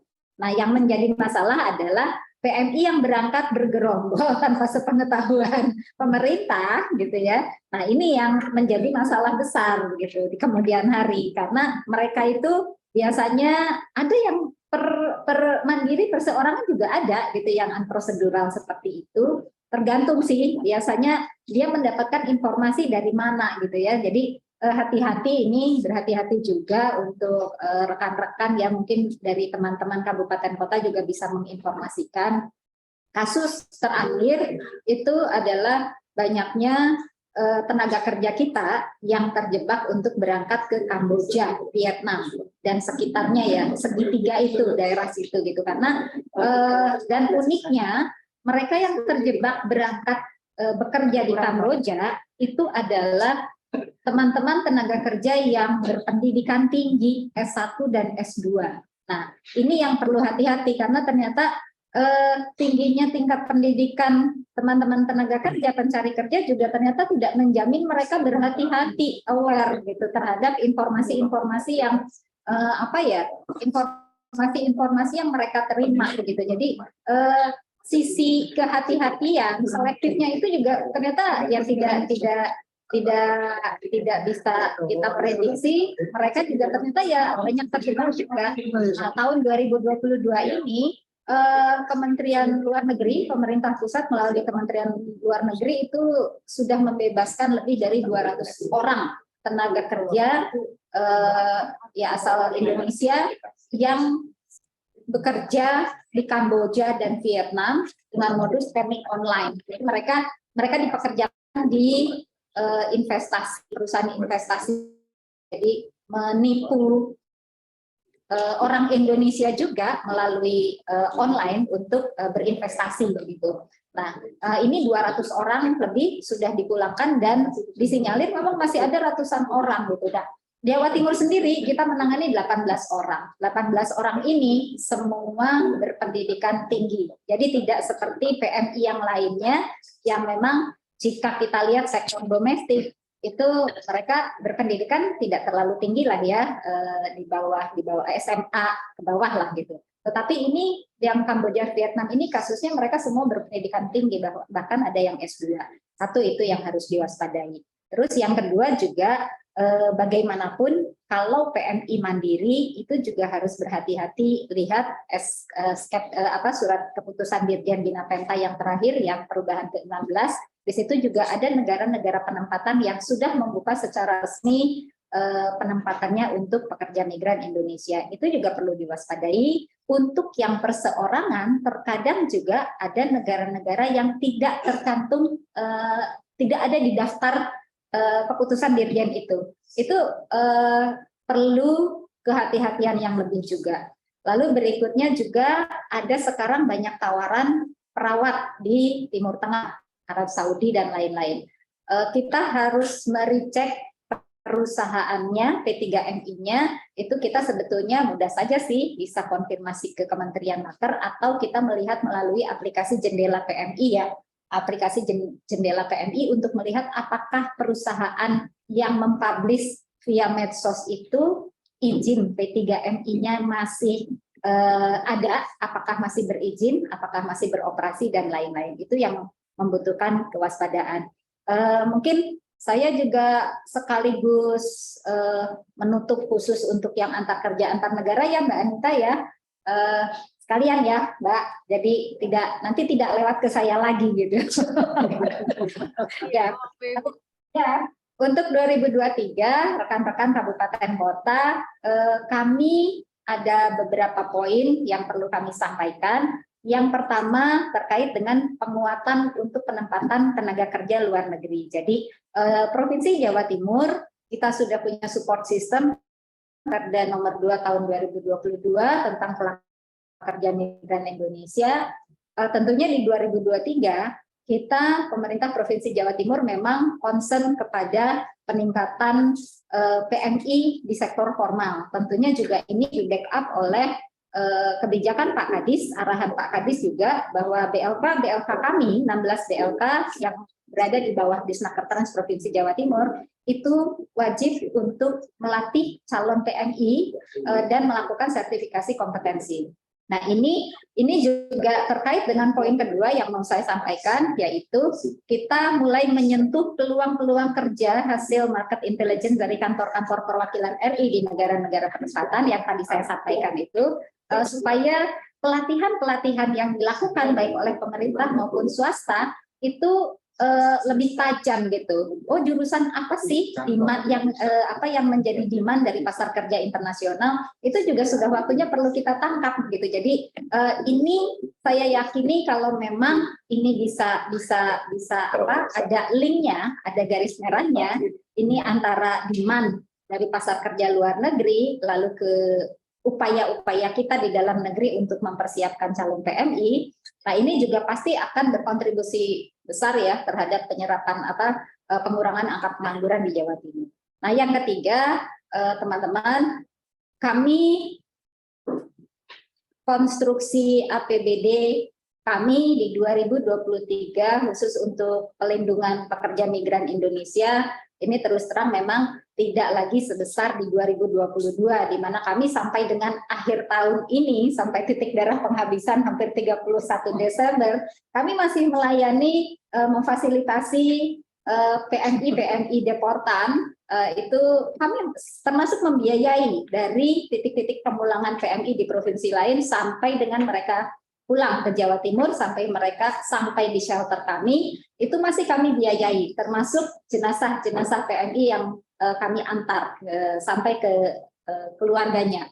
Namun di 2023 rasa-rasanya ini agak berkurang banyak ya biaya alokasi anggaran untuk itu. Jadi memang mau tidak mau kami dengan terpaksa harus melakukan skala prioritas ini teman-teman begitu.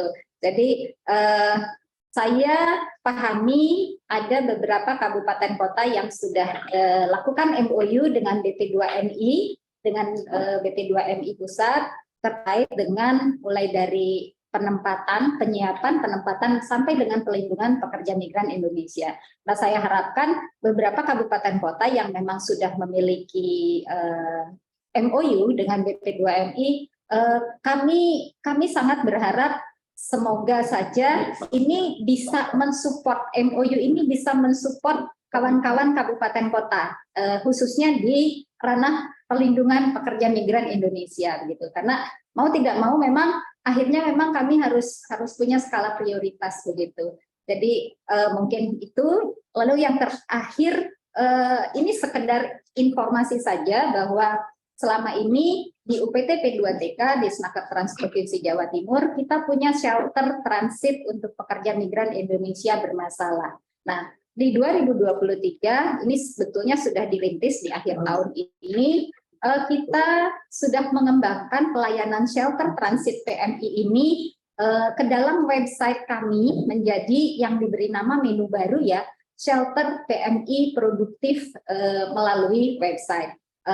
Di website ini, di menu shelter PMI produktif ini, kami tidak hanya melayani PMI bermasalah, tetapi mulai dari calon PMI, lalu PMI yang sedang bekerja di luar negeri, untuk keluarga PMI juga, lalu tentunya pastinya untuk PMI bermasalah. Nah, untuk calon PMI, kami bekerja sama dengan Fakultas Psikologi Ubaya. Kita menyiapkan tools screening psikologis yang namanya Risk Assessment Inventory. Itu akan masuk di menu pra-OPP di dalam website shelter PMI produktif itu. Nah, ini bisa dimanfaatkan oleh calon-calon PMI untuk mengetes begitu ya, sejauh mana sih kesiapan mereka untuk bekerja di luar negeri. Lalu di samping itu di menu pra-OPP juga memang kami sengaja menyediakan menu orientasi pra pemberangkatan sebelum mereka mengikuti klasikal OPP secara klasikal. Itu ada beberapa video edukasi yang bisa ditayangkan oleh P3MI kepada calon PMI-nya. Ada video edukasi, kita bekerja sama dengan BPJS Tenaga Kerja tentang program BPJS Tenaga Kerja untuk PMI. Lalu juga ada video edukasi tentang literasi keuangan dari Bank Jatim. Itu juga ada, kita sediakan. Lalu rintisan kita juga, kami membuat video edukasi tentang perjanjian kerja. Jadi di dalam video edukasi ini tidak seperti PowerPoint ya, tetapi kita kemas dengan sangat sesederhana mungkin supaya calon-calon PMI dengan mudah bisa menangkap intisari dari materi-materi OPP yang akan mereka ikuti di klasikal nanti gitu. Nah, ini juga satu lagi tidak kalah penting, kami juga ada terobosan yaitu terkait dengan menu community parenting untuk keluarga dan anak-anak PMI yang ditinggal bekerja oleh orang tuanya ke luar negeri. Kami juga bekerja sama dengan Fakultas Psikologi Ubaya. Kita membuat modul e-book untuk community parenting, untuk pengasuhan anak, lalu untuk pendidikan anak usia dini, untuk PAUD dan lain-lain.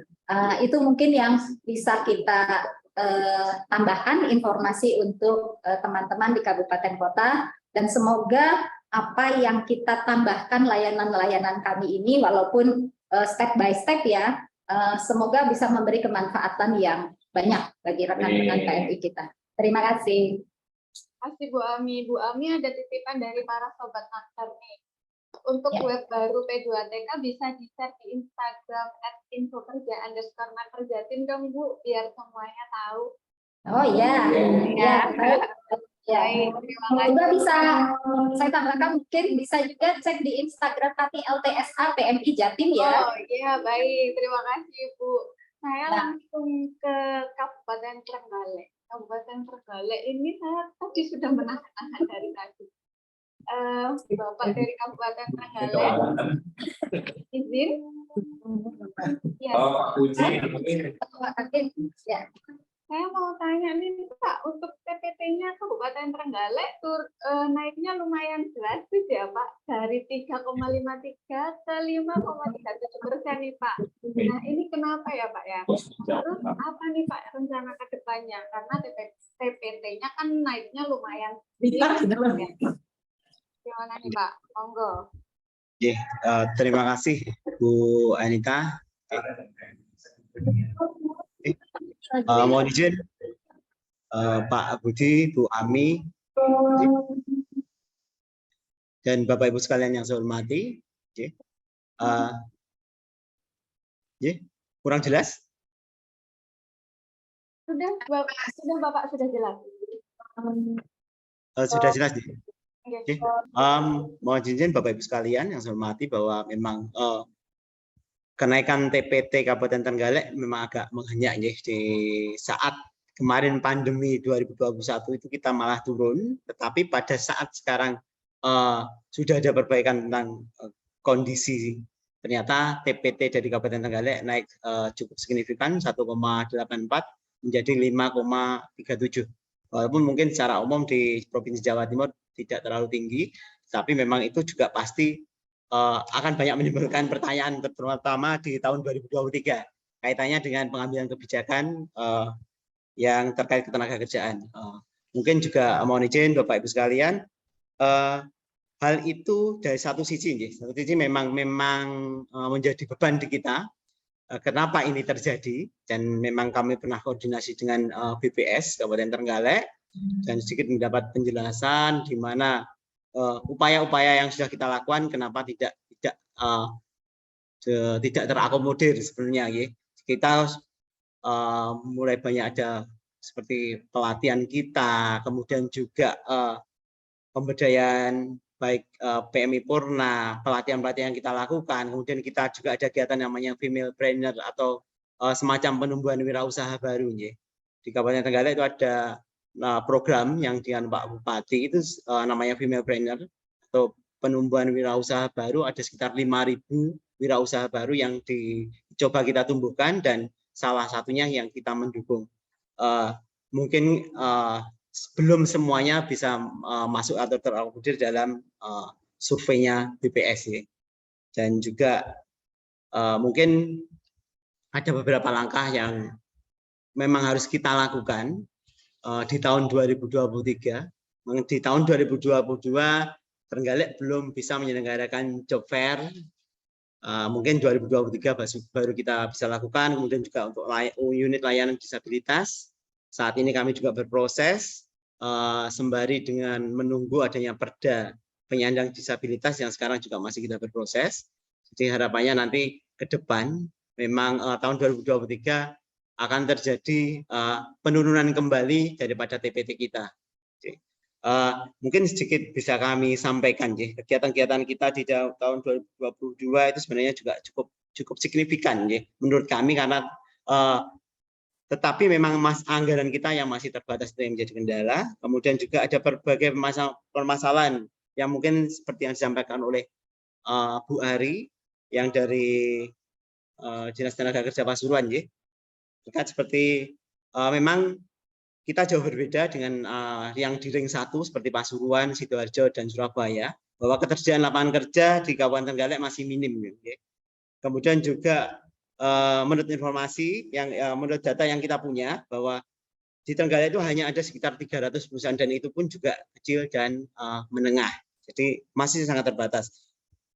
Kemudian para pencakar kita itu memang sedikit pilih-pilih pekerjaan, itu yang menjadi kendala di kita juga. Beberapa kali kita melakukan fasilitasi untuk perekrutan tenaga kerja yang diselenggarakan oleh perusahaan-perusahaan yang kita bantu diadakan di Dinas Tenaga Kerja, itu juga peminatnya sangat kecil. Seperti kemarin dari Wonogiri itu ada perusahaan garmen, itu menyediakan satu perusahaan itu 400 lowongan pekerjaan, tetapi yang melamar hanya 3. Kemudian juga beberapa waktu terakhir seperti perekrutan dari PT Indomarko, kemudian juga itu juga sepi peminat.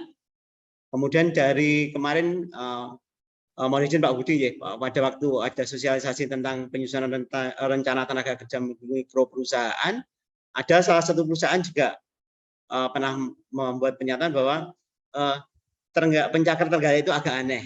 Seperti pada perusahaan rokok Alfi Putra itu membuka lowongan pekerjaan juga sekitar 200-300 orang, yang ikut hanya sekitar puluhan saja, mungkin sekitar 20-30 lah. Itu juga masih menjadi kendala di kami, dan sepertinya para pencakar kita itu lebih tertarik bekerja di luar negeri, karena sampai akhir tahun ini, sampai bulan November, para pencakar ke luar negeri itu yang menurut data di Cisco itu kita sudah mencapai sekitar 1.859. Jadi cukup signifikan juga para pencakar kita yang berangkat ke luar negeri. Kemudian juga mungkin peranan BKK kita juga masih agak lemah. Jadi memang menjadi tugas kami sebagai selaku pembina BKK di Kabupaten Trenggalek. Di kita ada 28 BKK dan selalu kita support, selalu kita komunikasikan untuk peningkatan peran BKK bagi pengurangan tenaga kerja kita. Kemudian juga mohon izin Pak Budi terkait akad ya. Itu masih ada satu kendala di kita, sebenarnya penempatan kita di luar daerah, terutama untuk HTI, hutan industri itu tenaga kerja di Trenggalek pernah mendapat apresiasi bahwa ada salah satu perusahaan di Kalimantan Barat itu meminta kita secara langsung, difasilitasi oleh teman-teman di Kemendagri.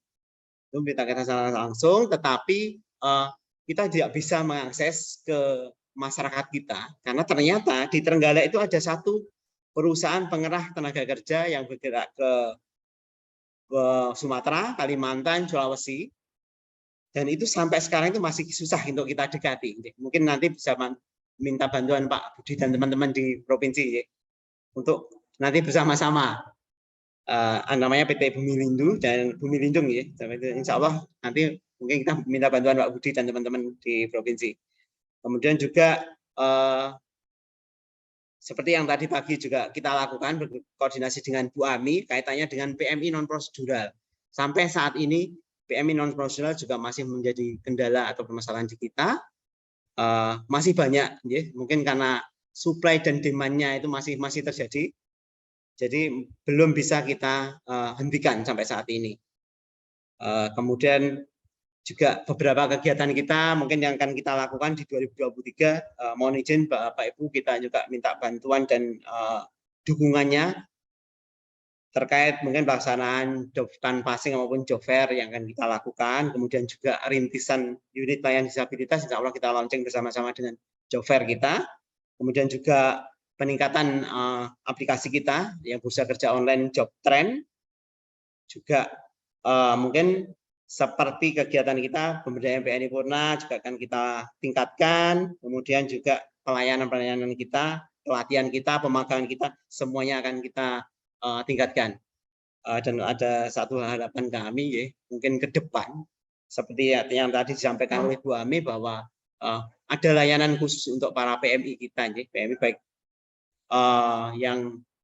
yang sedang bekerja maupun yang sedang penempatan maupun yang purna penempatan dan keluarganya juga. Suatu saat kami berharap bahwa di Trenggalek ada yang namanya Trenggalek Migrant Care atau Trenggalek Migrant Center lah, di mana ada upaya kita yang berkaitan dengan pelayanan baik itu untuk keluarganya, anak-anaknya terutama, ada konseling dan seperti yang disampaikan Bu Ami tadi, kemudian juga yang terkait pengelolaan keuangan. Karena sampai saat ini pekerja migran kita selalu pergi dan pergi kembali. Setelah satu kali kontrak, biasanya mereka akan berkali-kali kontraknya. Karena memang belum bisa mengelola keuangan secara profesional. Mungkin itu Bapak Ibu yang mungkin bisa kita lakukan di 2023. Harapannya kami minta dukungan dan bantuan dari Bapak Ibu sekalian. Kurang lebihnya mohon maaf.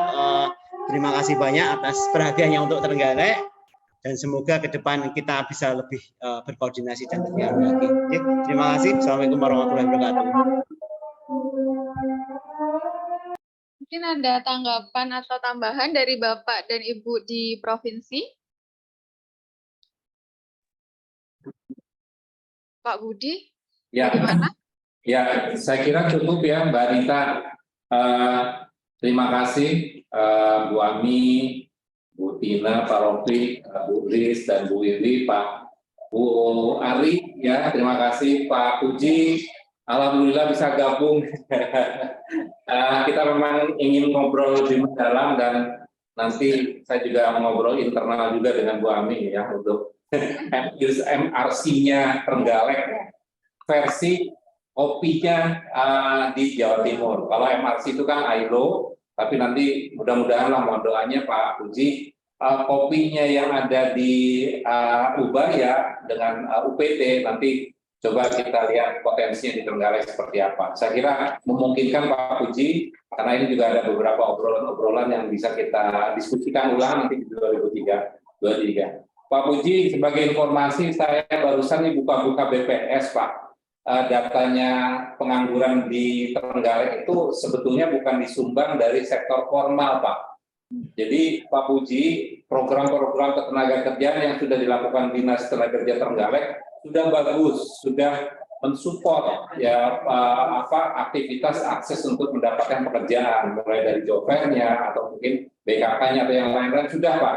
Tapi problemnya bukan di situ Pak. problemnya itu adalah pertambahan pekerja keluarga.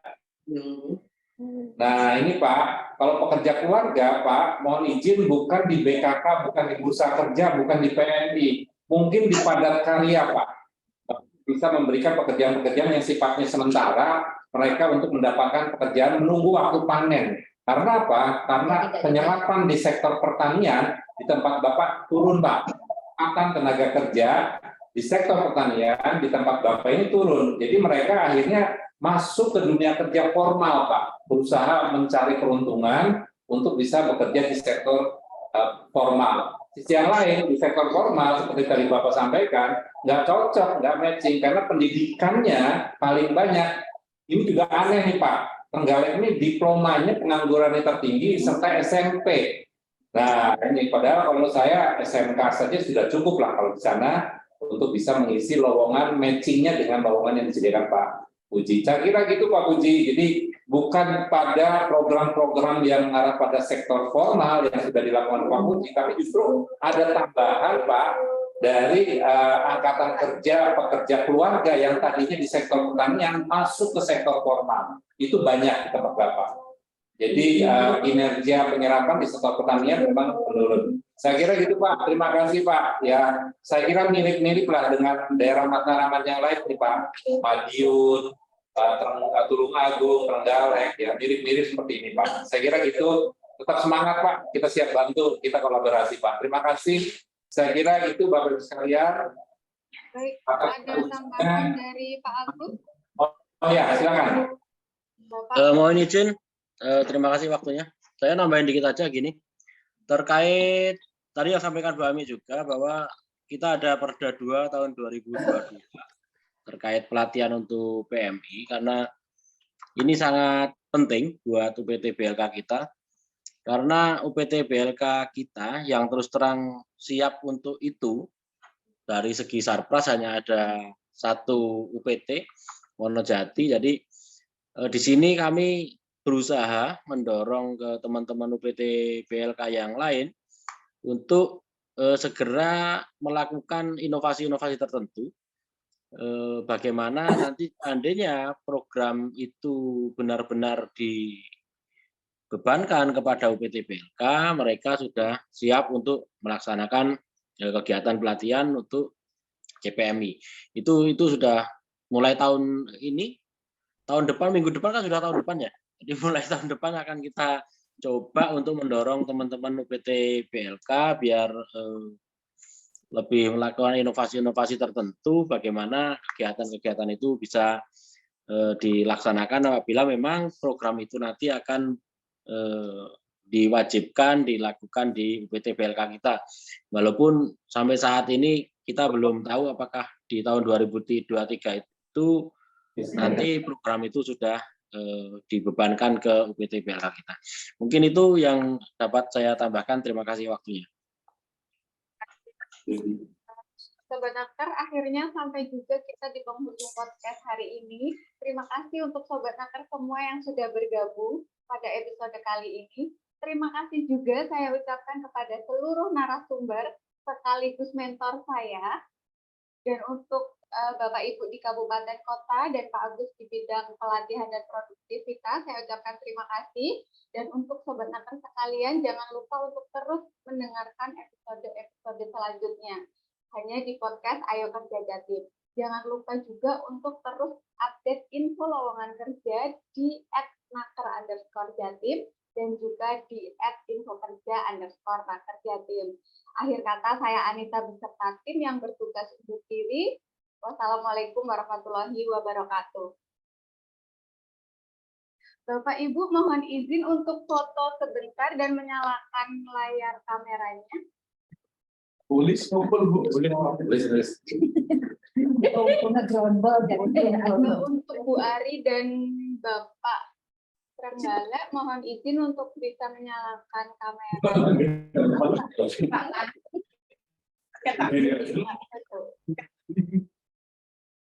Uang kafe.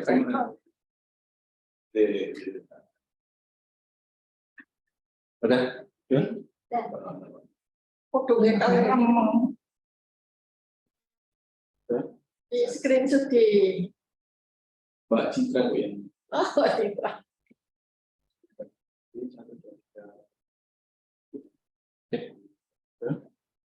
Terima kasih Bapak Ibu sudah bergabung pada episode kali ini. Sampai berjumpa di episode-episode selanjutnya. Terima kasih. Oh, sih kok nggak? Mas. Oh, hilang ya, Mas. Pak hilang, Mas. Ini ya, kamu ini ya. Lapor ya. Oh, ya.